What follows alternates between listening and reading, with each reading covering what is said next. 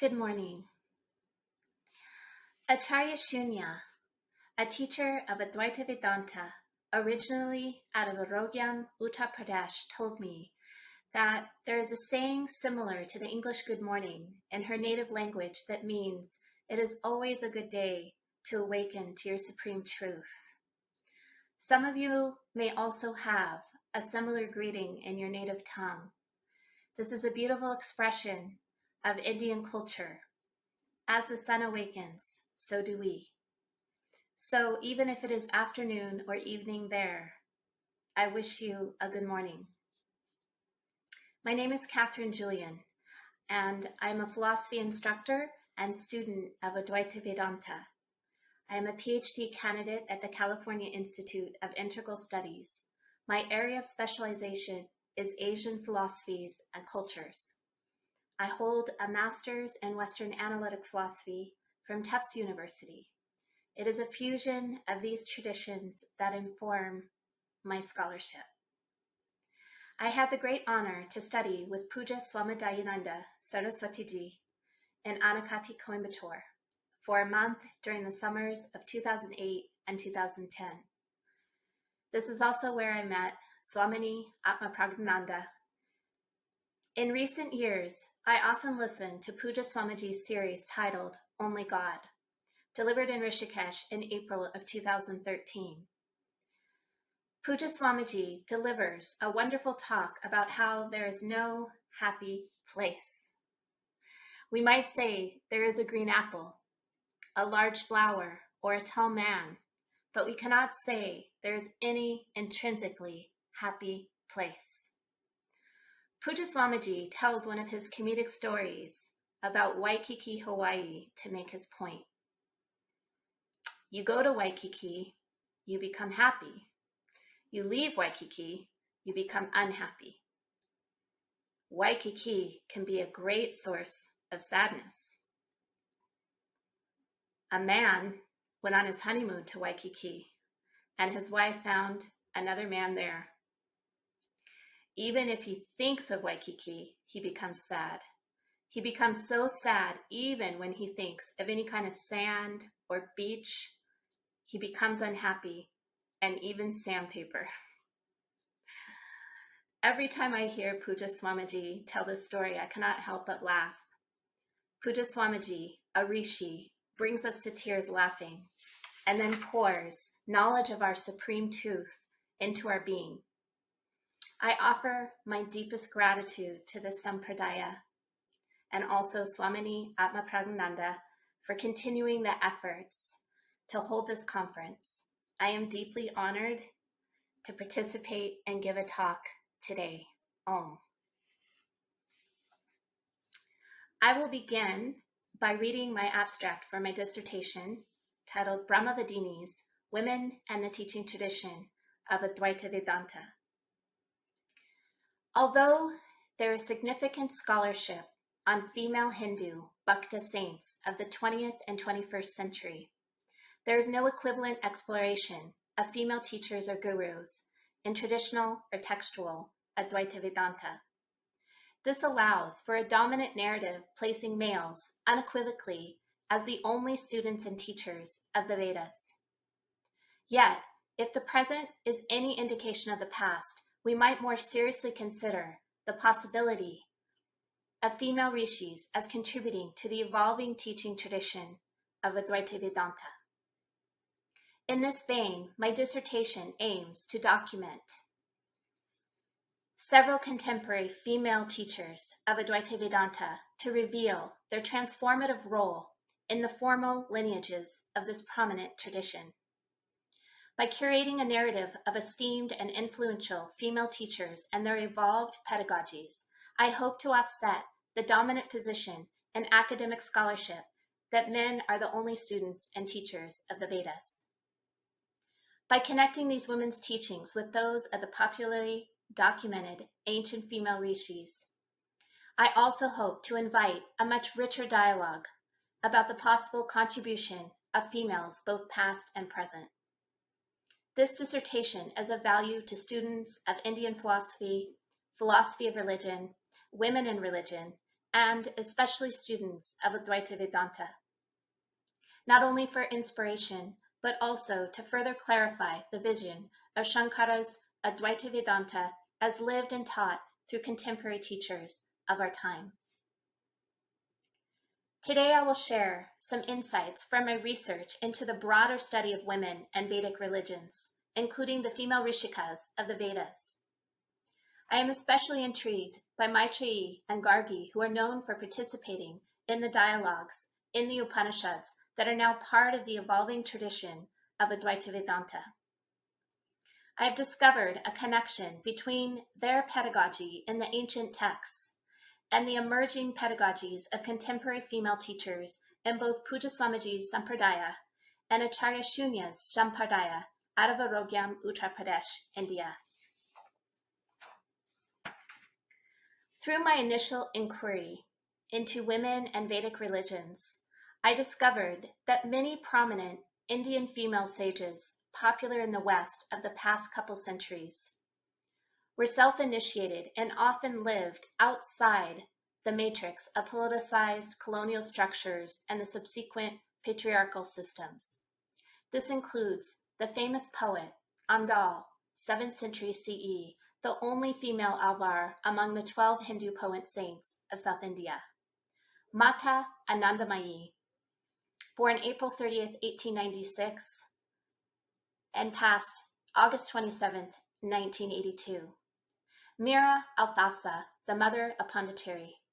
Ma Sarada Devi, spiritual partner of Ramakrishna Paramahamsa, and even contemporary female sages, including Sri Sri Sri Karunamayi and Mata Amritanandamayi Amachi. These women expose, promote, and elucidate aspects of the Vedas by expounding a vision of non-duality or oneness through a deep love toward an effulgent supreme self, Brahman, expressed as Ishvara.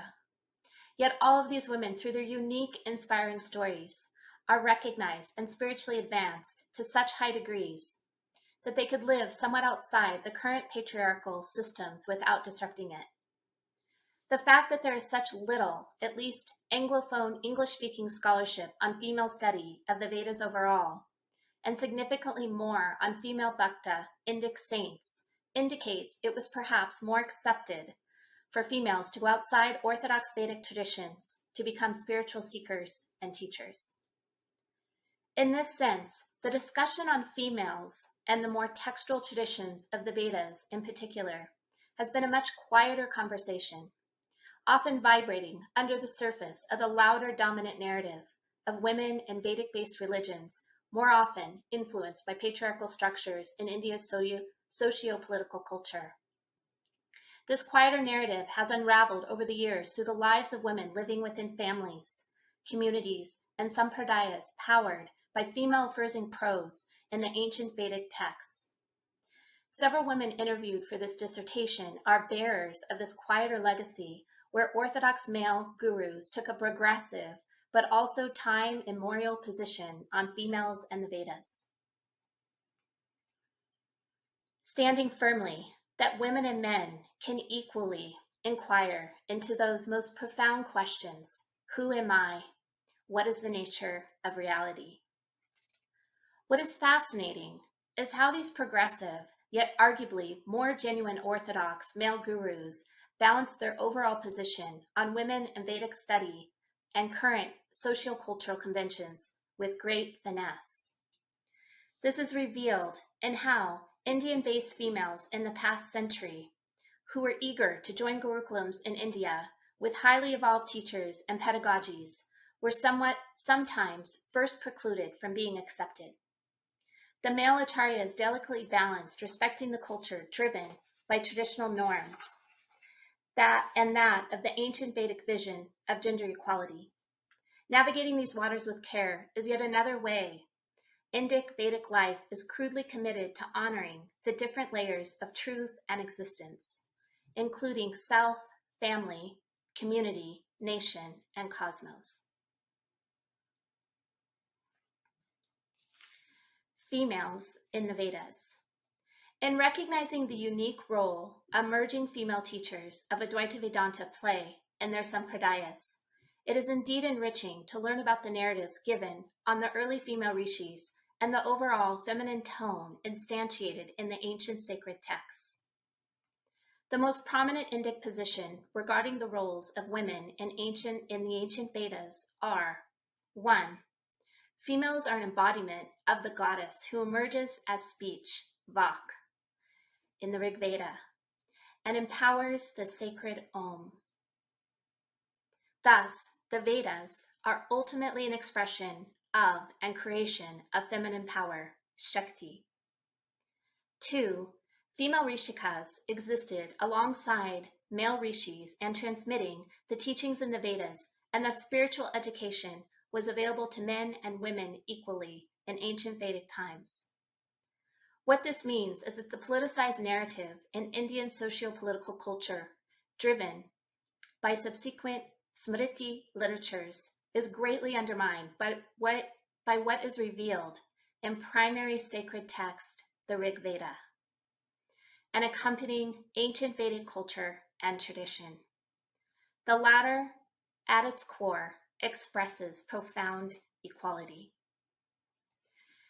This is expressed in Indic culture and parts of the Smriti texts that are often not highlighted, at least to Anglophone, English-speaking scholars.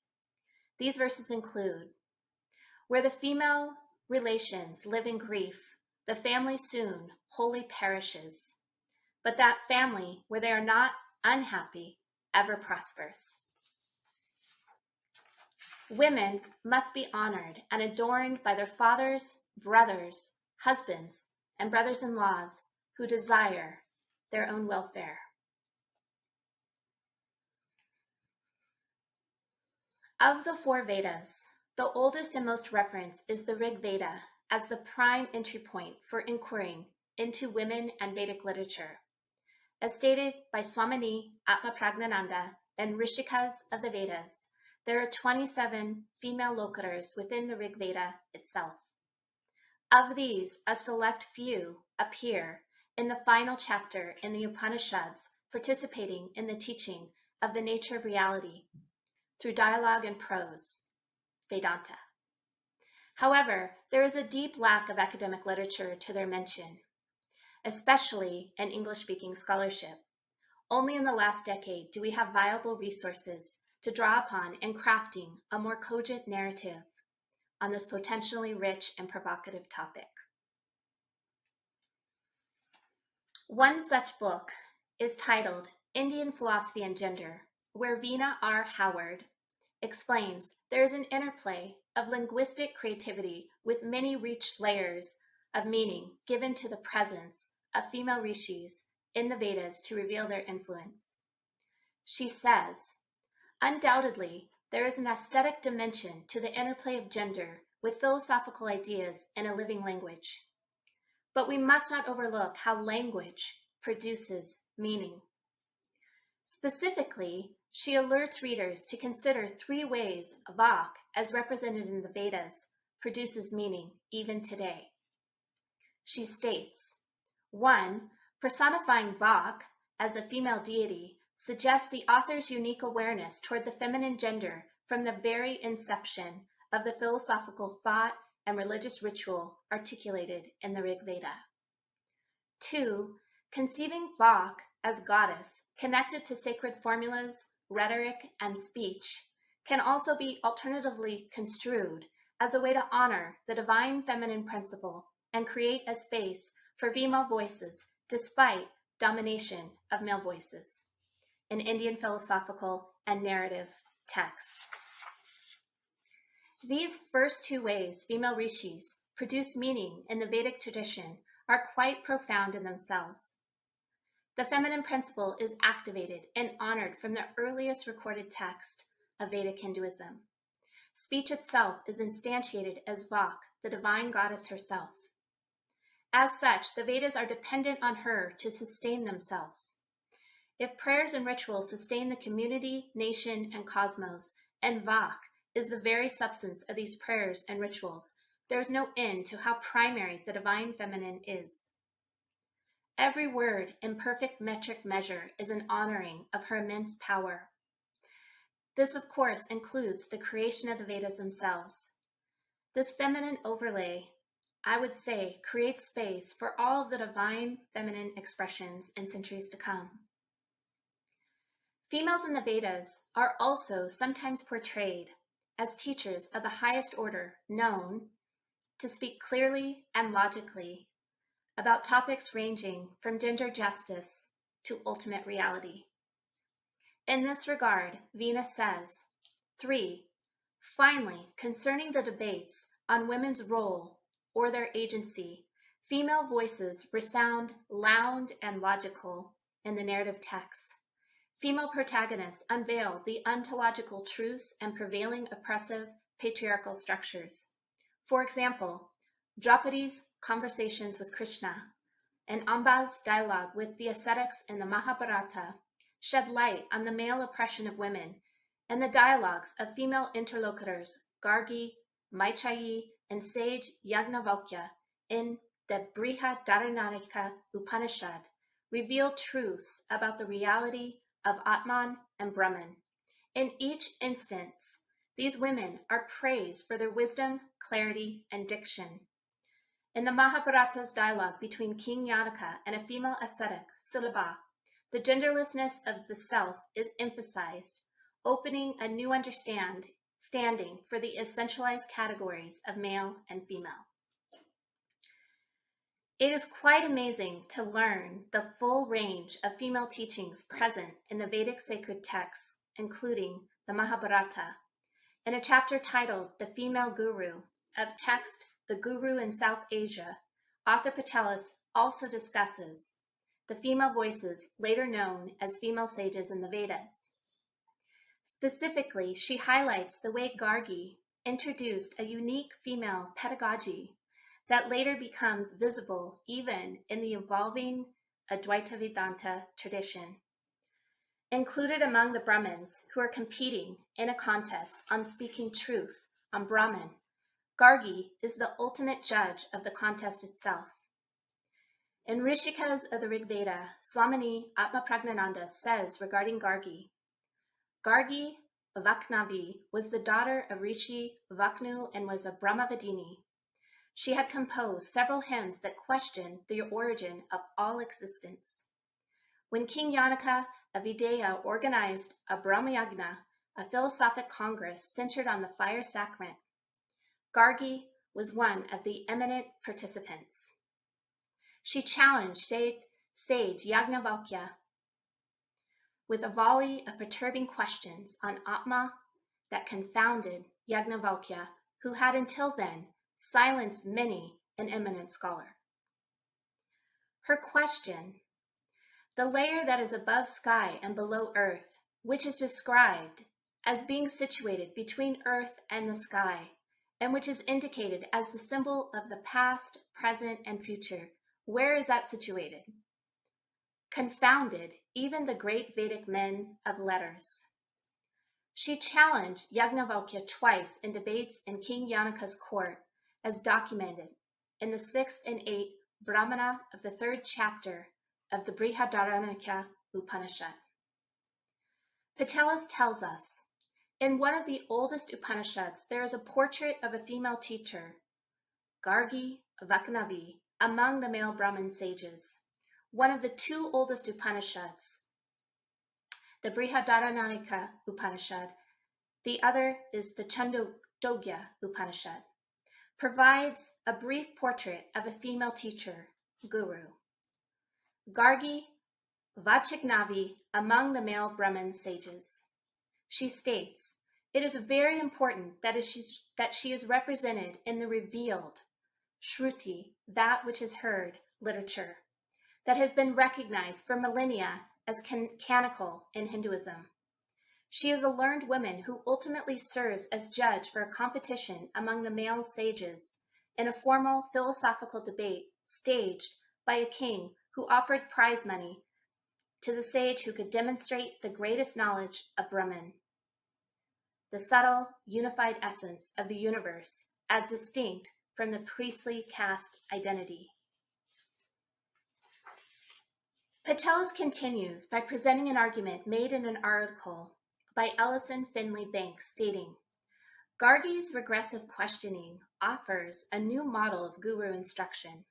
Instead of meditating upon the scriptures of ancient tradition or affirming the new tradition by consulting a forest teacher, Gargi does the obvious thing. She asks a series of straightforward questions using the relationships she observes in the world. If taken to their extreme, then Gargi's questions would violate the sanctity of guru knowledge as currently formulated by Upanishadic society secret wisdom, not personally discovered from one's own experience, but understood and accepted, with personal insight to be sure, as given by the master.